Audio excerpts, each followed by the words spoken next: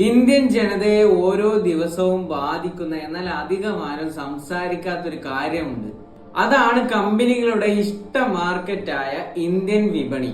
ഒരേ കമ്പനി വിൽക്കുന്ന ഉൽപ്പന്നങ്ങൾ നമ്മുടെ രാജ്യത്ത് വളരെ ലോ ക്വാളിറ്റിയിലും മറ്റു രാജ്യങ്ങളിൽ വളരെ ഉയർന്ന ക്വാളിറ്റിയിലും വിൽക്കുന്നത് നിങ്ങൾക്കറിയോ?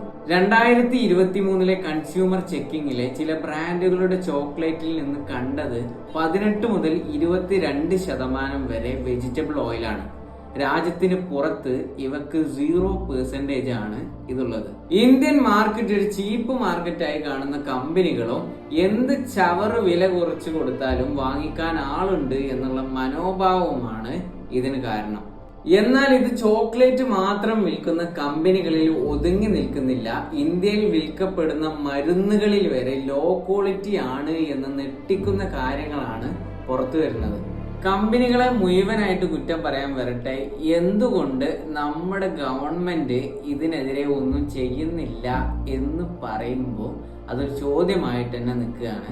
ബാക്കിയുള്ള രാജ്യങ്ങളിലൊക്കെ എന്ത് വിൽക്കണം, അവിടെ എന്ത് വിൽക്കപ്പെടണം എന്നുള്ള നിയമം ഭയങ്കര കർശനമായിട്ടുണ്ട്. 4,20,000 പേരാണ് ഓരോ വർഷവും ലോ ക്വാളിറ്റി ഫുഡ് കാരണം ഇന്ത്യയിൽ മരിക്കുന്നത്. ഒരു പശു മരിച്ചാൽ ആവലാതിപ്പെടുന്നവരൊന്നും മിണ്ടില്ല.